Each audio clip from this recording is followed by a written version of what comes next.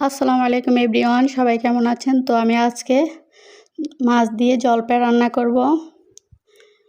তো আমি জলপাইগুলো ফ্রিজে রেখে দিয়েছি, সিজনে একটু বাফিয়ে রেখে দিয়েছি। তো এখন রান্না করব।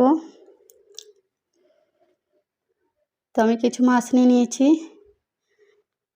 ছোট ছোট করে কেটে।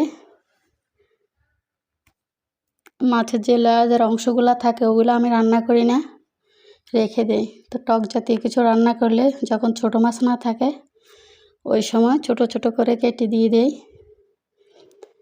তো আমি লবণ দিয়ে হলুদ দিয়ে মেখে নিয়েছি। তো চুলায় একটা প্যান বসিয়ে দিয়েছি, দিয়ে দিলাম রসুন কুচি।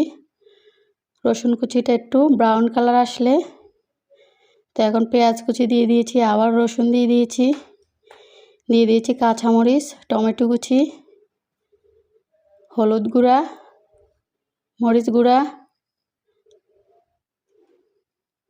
লবণ, ধনে গুঁড়া দিয়ে আবার একটু পানি দিয়ে দিব। দিয়ে মশলাটাকে কষিয়ে নিয়েছি। এখন মাছের পিসগুলো দিয়ে দিব।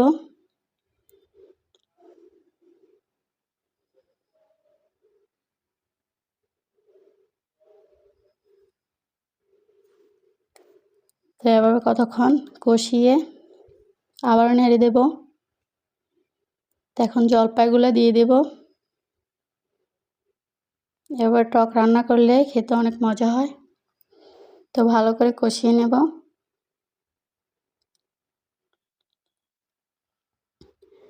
তো পানি দিয়ে দিয়েছি, এখন ঢেকে দেব।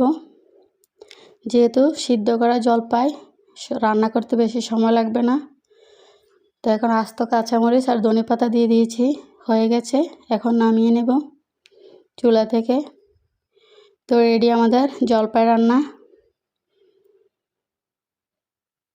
তো সবাই ভালো থাকবেন। আসসালামু আলাইকুম।